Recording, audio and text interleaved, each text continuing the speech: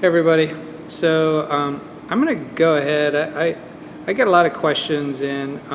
Most of them are similar. They're related to the same kinds of topics. You know, maybe a slight variation of another question. So what I'm going to do is try to put some of these vlogs together for you guys, and hopefully distill down those questions into a pretty quick format that's easy to take in. So one of the primary things I get asked a lot is what makes PSP different. For me, of course, that's not a one or a simple single answer question. There are a lot of things that make PSP different, and in essence that's what this vlog is going to be addressing, is how PSP is different. What is it that makes what we do unique or interesting or worth studying, for that matter. I get questions pretty frequently about that kind of thing, and so anyway, this is going to be kind of a way to address those. One of the things I wanted to try to talk about today is something for us that's called the timing ratio. So timing ratio is this, it's the idea that whenever you have an opponent moving, say they go to hit you, when they go to hit you, that takes place in a certain amount of time. Whatever that amount of time is depends on the technique, depends on situation, their speed, all that stuff. Generally speaking, if that takes place, you know, there's only a few things that can happen. You can get hit, you can relocate or parry, block, whatever. You can parry, block, relocate, and hit. You can immediately hit, counter strike basically, and or you can be preemptive. Okay, those are basically, that to me is more or less the spectrum of what options you have. But within that context, there's this element of time. So everything that you do in response to that strike needs to take place in the same amount of time as that strike does. If not, you're getting hit, or they're missing, but generally speaking, if they're striking at you, you're going to get hit. So any countermeasure has to take place within that same time frame as a strike. For us, we refer to that as a timing ratio. And so PSP, structurally, that is like a huge principle for us, because structurally we use that to define a lot of what we do. You cannot be combatively relevant if your technique, your application, your ideas, whatever, take longer to perform, process, do than that person's single technique. So essentially that's a ratio of time, and it should be basically 1 to 1.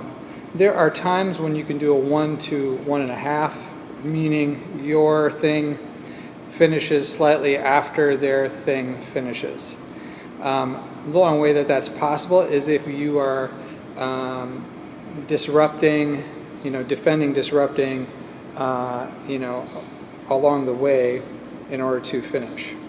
So there has to be something happening immediately with their thing, and it has to be disruptive enough that they're not able to continue much. That doesn't mean they won't be changing. The reality is that time and space and that ratio are all related. So some of what this connects to is ranging. Some of what this connects to is, we spend a good deal of time practicing what I would call shorter techniques, basically small methods, and basics, if you want to go that way.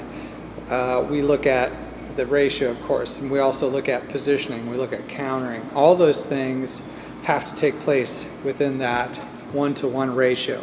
So that's a really big deal for us. If you cannot engage an opponent in the same quantity of time, for example, if you want to ever gain the advantage, this is another area where this shows up in PSP. If you ever want to gain the advantage, but the opponent initiates the process, then you have to be able to gain the advantage during that time frame.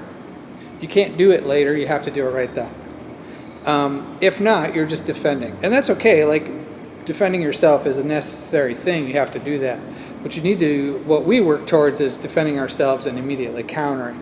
That's probably the basis for, I don't know, I'm guessing here, but 75, 85, 95% of our curriculum. We do have also offensive material. Now I train people from the beginning to counter, like immediate counters.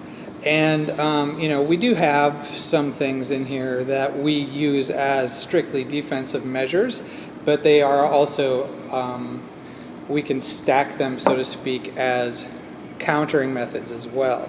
So we don't just do strictly defensive methods. For example, we don't just block.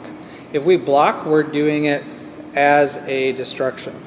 So everything we're learning to do, we're going to try to do it as efficiently as possible, which comes back to that 1-to-1 ratio. So efficiency is also a huge thing for us. And we try to, the system is structured so that if, for example, you do a movement and then I do a movement, right, obviously you're going to have a response to that movement. And if I didn't do it at the same time, that means that you're able to defend yourself, generally speaking. You're at least able to be resistant to what I'm doing. If, however, I directly counter you in the same time frame, in the same ratio, then I also have the opportunity to gain control of the timing. And that's a huge thing for us. So if we can at all do that, that's our goal. We're going to bait you using sikap pasang and gerak, which are Indonesian terms basically that mean welcoming postures. Welcoming posture is a baiting. If I was a boxer, I might lower my guard, those kinds of things. And so we use those methodologies, retreating footwork. I was always taught in Silat there's no stepping backwards. However, in my experience in fighting, and I mean not always winning, you sometimes back up. And excuse me, the difference is figuring out how to back up and use it to your advantage. So we'll use retreating steps to draw an opponent in so that we can then counter. Because the retreating, because time and space are relevant, they connect to each other, they are brothers and sisters, they are whatever. The more space I give you, the more time I have. The more time I have, the more prepared I am. And so preparation then for us is allowing us to have that countering process. And so that is a huge thing for us. So this timing ratio is really big. You will not see long techniques with us. We don't do them. And the reason we don't do them is because they don't fit a timing ratio. If you cannot make your stuff fit within a 1.5 to their 1, then we don't practice it as much as we can. Now there are, later on when we get into neck breaks and things like that, the process looks longer. But if you take it from the last step before the neck break, it's really a 1-to-1 ratio. We're just building up to it in process, right? So there's several elements that take place that we string together, but really you don't need the string. So you can break the string and just start at any point along the way, and you can get to the neck break. The same with the pukul pembasmian, which is a eradication method is what it's, eradication is what pembasmian means, pukul means fist. So we use these methods all again with that element of timing ratio. You have to be able to do your stuff, and you have to be able to do it in as short amount of time as possible. If you can't, then it's all folly. To me, it's a It's a fun exercise in moving and flow, and that's important. That's good to have all of that. But if you cannot put it into practice right now, then it's mostly a different kind of training. When you want to apply, timing ratio is huge. And so for me, again, I pointed out some things that connects to, but it also connects to our process in positioning, right? So the way we set ourselves up is specifically so that we can employ that timing ratio. So our footwork, our entries, basically. So our lanka and our entries, lanka is steps, so our footwork. And so we connect all that together. That is all part of that timing ratio. So that literally, to me, is probably the primary principle of PSP. Now, it didn't. Historically, I did not say, hey, timing ratio is the biggest thing, so I'm going to create all these other things to fit it.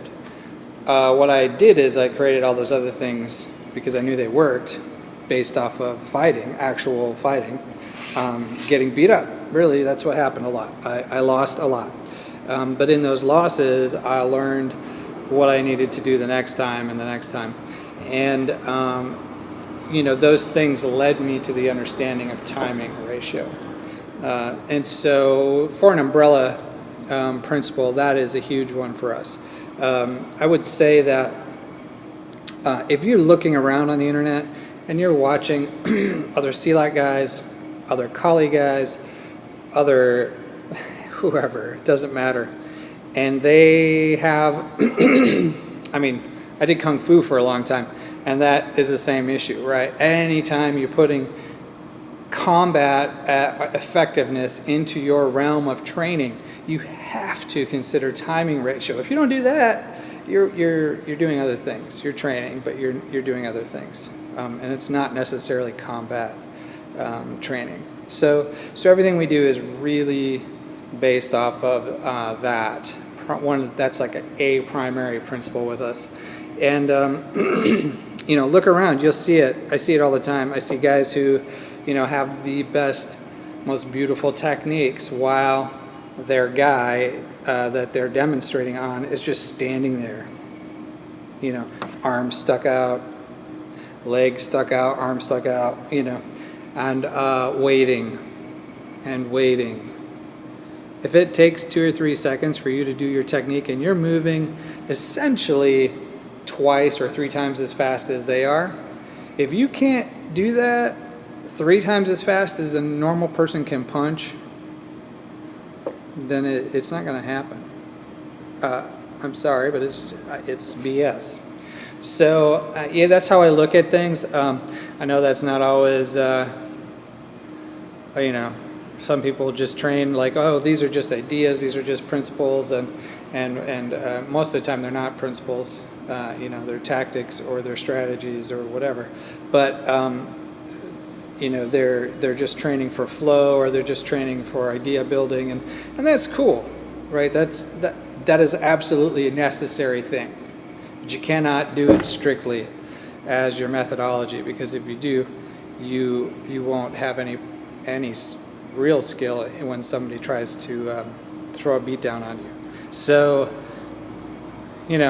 weigh that with your own experience, and if you have questions about PSP, you want to ask me, feel free to shoot me an email. My email address is info@combat-silat.net.